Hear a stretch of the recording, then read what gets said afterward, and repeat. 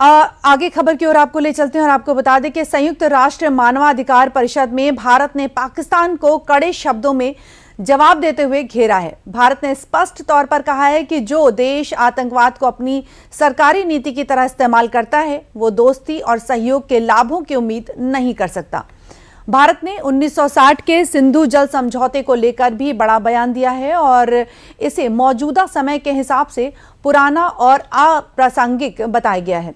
संयुक्त राष्ट्र में भारत की प्रथम सचिव अनुपमा सिंह ने पाकिस्तान के आरोपों का जवाब देते हुए ये कहा कि भारत का रुख इस समझौते पर पूरी तरह से स्पष्ट है। साथ ही उन्होंने ये भी कहा कि पाकिस्तान एक तरफ आतंकवाद को बढ़ावा देता है तो दूसरी तरफ सहयोग आधारित जो समझौते हैं उनका लाभ उठाना चाहता है, जो स्वीकार्य नहीं है।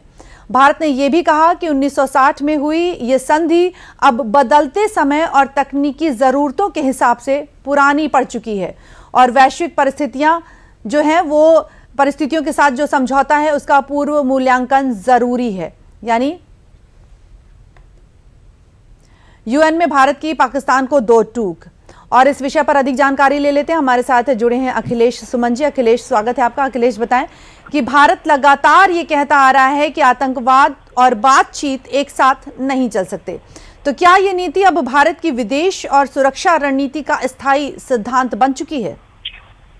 देखिए, निश्चित तौर पे भारत हमेशा से काफी लंबे समय से कहता रहा है कि आतंकवाद और बातचीत एक साथ नहीं चल सकती और अब भारत ने यह भी कहा कि आतंकवाद और जल एक दूसरे के सहयोग में एक आवश्यक बिंदु नहीं हो सकते, क्योंकि देखिए भारत पाकिस्तान विभाजन के समय से 3 नदियां पाकिस्तान में जाती थी एक्सक्लूसिवली और 3 नदी भारत में रहती थी। तो यह एक भारत की दयानतदारी थी, भारत का एक गुडविल जेस्चर था कि विभाजन के बाद भी भारत पाकिस्तान का ख्याल रख रहा था। लेकिन पाकिस्तान ने इसकी बजाय भारत में आतंकवाद फैलाने, भारत में आतंकवादियों के भेजने और वो सारी हरकतें की जिससे भारत को नुकसान पहुंच सकता था। लेकिन सबके बावजूद भारत विकास करता रहा और आज पाकिस्तान देखिए कि विकास के पैमाने पे तकरीबन एक दिवालिया राष्ट्र की तरह बन गया है।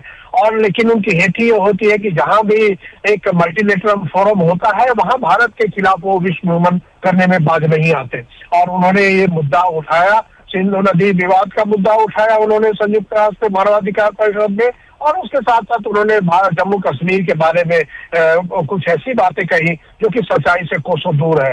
देखिए, जम्मू कश्मीर जो भारत के अभी है वो जम्मू कश्मीर में लगातार चुनाव होते हैं। अभी वहाँ चुनाव हुआ, वहाँ विपक्ष की सरकार है, एक पूरी तरह लोकतांत्रिक सरकार है और ऐसी स्थिति में पाकिस्तान के द्वारा इस तरह की बातें करना तो भारत ने एक आईना दिखाने का काम किया। संयुक्त राष्ट्र मानवाधिकार परिषद में उन्होंने बता दिया कि पाकिस्तान अपनी समस्याओं को छुपाने के लिए, अभी कुछ दिनों पहले हमने देखा था कि पाकिस्तान ने अपने देश के अंदर बमबारी की, अपने देश के अंदर जो है उन्होंने आतंकवाद के नाम पे लोगों को मारना शुरू किया। कई लोग, हजारों लोग वहां मिसिंग है, पता नहीं चलता कहाँ गए। और इसी स्थिति में भारत ने कहा कि देखिए, आप अगर सहयोग करेंगे तो हम सहयोग करेंगे और अगर आप आतंकवाद का पालन करेंगे, आतंकवादी हमारे यहाँ भेजेंगे तो भारत और पाकिस्तान के बीच में कोई सहयोग नहीं हो सकता। और उन्हें सलाह दी गई कि पाकिस्तान अपने अंदरूनी मसलों को हल करे। जी बिल्कुल, आपने से कहा कि पाकिस्तान को देखकर ही उसकी स्थिति का पता चल जाता है। तो भारत की जो जीरो टॉलरेंस नीति है, इसका आतंकवाद को समर्थन देने वाले जो देश हैं उसका जो वास्तविक दबाव है वो अंतर्राष्ट्रीय स्तर पर हम देखें तो उसका क्या प्रभाव दिखता है? देखिए, अंतर्राष्ट्रीय तौर पे अब पाकिस्तान का पूरी तरह से पर्दाफाश हो चुका है। पाकिस्तान के बारे में अब सभी लोग ये जान चुके हैं कि पाकिस्तान की जो विदेश नीति है, पाकिस्तान की विदेश नीति का एक आवश्यक अंग बन गया है जो है वो आतंकवाद।